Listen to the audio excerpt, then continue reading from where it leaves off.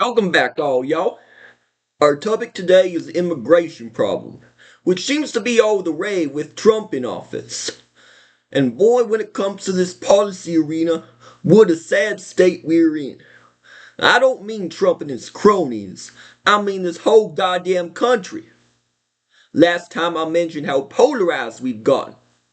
Well, this is the epitome of polarization right here, guys. There's a border crisis going on down there, and the people running for office give us two options: do nothing about it and just let them all in, or turn us into some fucking KGB army and terrorize Hispanic people. It don't matter why they're here, just cuff them and throw them and like trash. See, Biden was sleeping for 4 years, and now Trump's out causing mayhem. Come on, you know this shit ain't right. These guys, they'll tell you like if you don't support them, then you're an enemy of the state and you should be in jail. Like Biden should be in jail, Trump should be in jail, and blah blah blah. Like Republicans, they say if you don't like what ICE is doing, you must support criminals and rapists. Maybe they should detain your ass. Or Democrats tell you that if you ain't with us, then you're a Nazi or a monster or something like that. And I'm outside looking at all this like, what are y'all smoking? A theory I have is that this is some positive feedback loop where one side's so biased that the other side shifts the opposite way on the political spectrum to counteract them. And over time they keep shifting, getting farther and farther apart until policy making turns into a game of capture the flag. But this ain't supposed to be capture the flag, man. I don't want to pick a side. When you boil it down, there's really only two reasons people hate having open borders: crime and overpopulation. People don't want to admit it, but it's true. That's all it is. Now, here's the thing about crime. Yeah, we got cartels and gangs south of the border. We got traffickers and rapists trying to get in. But guess what? A lot of that shit comes from America too. Not all criminals are Mexican or whatever. We got US citizens who are rapists, murderers. We got our fair share of Walter White's, Jeffrey Dahmer's, Jeffrey Epstein's. Yeah, funny I mentioned Epstein. The guy who partied with Epstein and, diddled with him is the same guy telling us we need to stop rapists and traffickers. And not all immigrants are like this. Okay, a lot of them are innocent families with young children who are just looking for a better life. Trump thinks that if you're an immigrant, then you're a criminal, and vice versa. This false dichotomy he's using to justify his actions and the actions of ICE is downright obsolete. Lately, he's been expanding it to say all Hispanics could be criminals and need to be detained. And ICE is cuffing US citizens who are Hispanic. You know how Fox News and Trump's other supporters are handling this? They're showcasing these MS-13 gang members detained by ICE and using them to say, hey, our plan's working. ICE is a hero. God bless America. Oh, and don't mention all the innocent families you're tearing apart. That's how it is, folks. If you're Hispanic, you better panic. Because Hispanics are most likely to be cartel members and rapists, according to ICE. And if crime is a target here, then why not go after me too?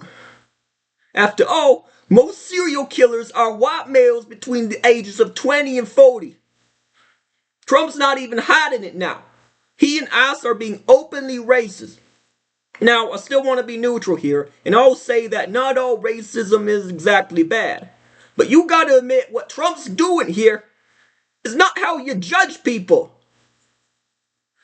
You know what's super crazy though? I'm not blown away by this. I get why Trump's like this. In fact, this is how all Americans seem to be, left or right. We've been this way from the get-go, using false dichotomies. A large part of racism is built on false dichotomies. I can see why lots of good people would join the KKK.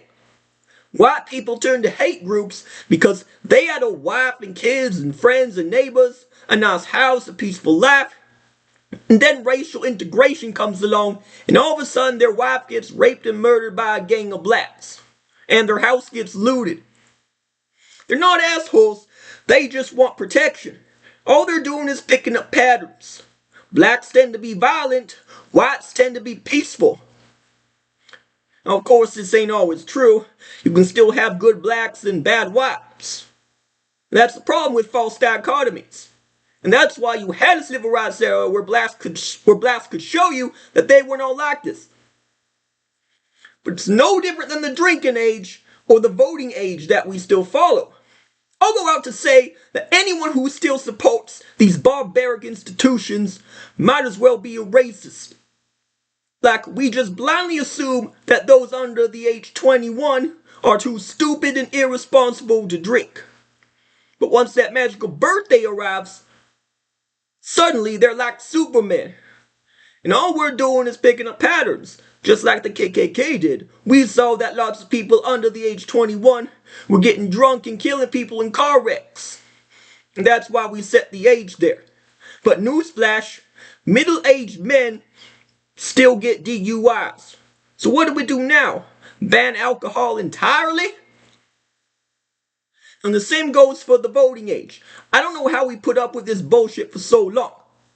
There's a lot of child geniuses out there, 14-year-olds with college degrees, and you're telling me they can't vote just because they ain't 18 yet.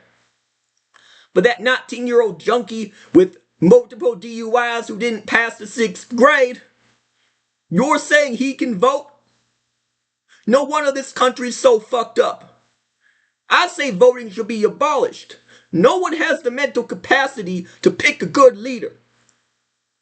Or else we wouldn't be in this shithole, would we? If you want to tackle the criminal aspect of integration, and let's target the criminal act itself and not the demographic where most of the criminals come from. Borders don't make us secure. Sometimes our greatest enemies are from within. It does no good storming city streets and blindly cuffing people. You want to deport illegal aliens? Fine. But let's start with the bad ones first. The dangerous criminals, cartels and such. They're top priority. Then we can take care of the others.